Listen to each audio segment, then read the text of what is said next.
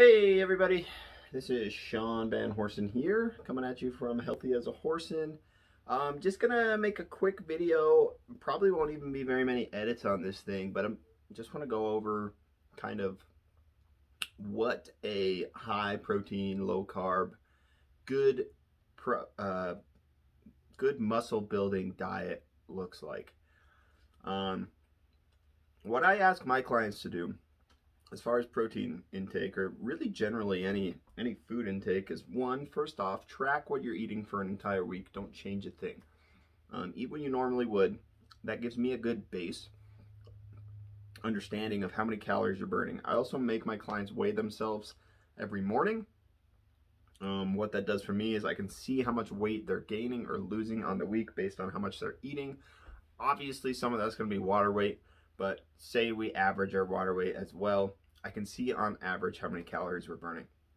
Second thing I'm going to have my clients do is we're going to come up with a nutrition plan based on their goals, and generally my clients' goals are to lean down and have gain more muscle.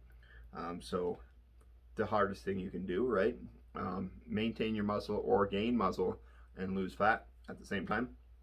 So what I have my clients do is I have them eat anywhere between 0.8 to 1.2 grams of protein per pound of body fat or body weight that they have. If they are overweight to a point where that's just an absurd amount of protein, I will have it for their goal weight. So say for example, we have a patient who is 5'2". We have a client who is 5'2", 185. Let's go 285 pounds, right?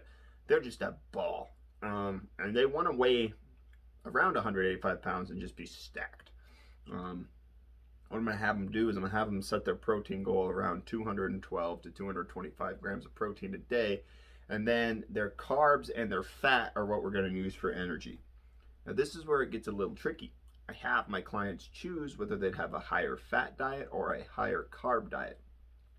Generally, the answer that I get is higher carbs, because who doesn't want to eat pasta? But carbs and fat are going to store easier as fat. They're going to be your body's energy stores if we do eat in excess.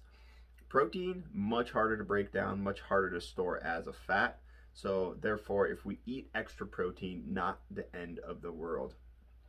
This is why you see people who do the carnivore diet end up losing a lot of this fat but maintaining muscle. It's because a lot of the fat that they're getting from the meat they're eating, they're actually using as energy, and then all that excess protein is just excreted as waste. So in layman's terms, they're just pooping it out.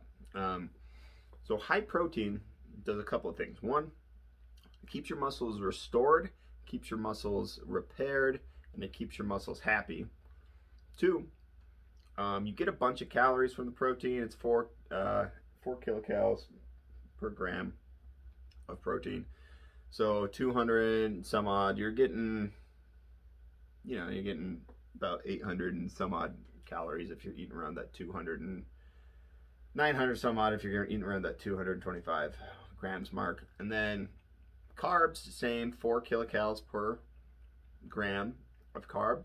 However, with carbs, there is that risk that they'll store as fats. So with my macros, how I generally like to set them with my clients is I have them do really high protein. So that's 40 to 45% of what they're eating, sometimes 35 if they're female and they don't really want to build that much muscle. And then I'll have their carbs be the next highest thing, or fat. The carbs and the fat, like I said, interchangeable, but the carbs are going to be around that 30 to 35%. So if we got 40% and 30%, that's 75%. That leaves fat as 25%. And the thing about fat too is it's 9 kilocalories per gram of fat. So it's actually, every time you're eating 1 gram of fat, it's like eating 2 grams of carbs, as far as calorie wise. So keeping the fat lower is going to be a better way. Keto is great and keto works. However, you're not eating very many carbs when you're doing keto. So that's why it does work. It's keeping your body in ketosis so it can burn that fat easier. With the 35% carbs, 40 to 45% protein, 20 to 25% fat, we're allowing our body to get the fat it needs for our joint health and our brain health and all that stuff, but we're also not giving it too much where it's going to store.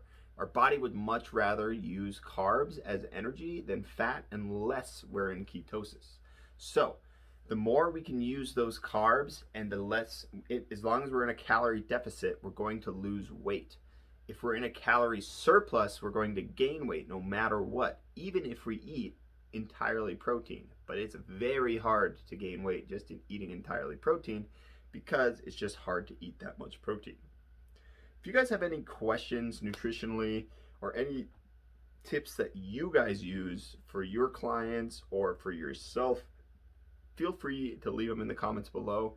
This is just what I find works best for my clients. I have great success with my clients. I have, I've worked with over 100 people. Lately online with my just nutritional people, I've helped them lose a total of close to 200 pounds this year. So, and I started doing this in March online. So trust me guys, it works. The hardest part is trusting the system and tracking your calories correctly. Let me know if you need any help. I'm here for your resource. Thank you guys and hope you have a good day.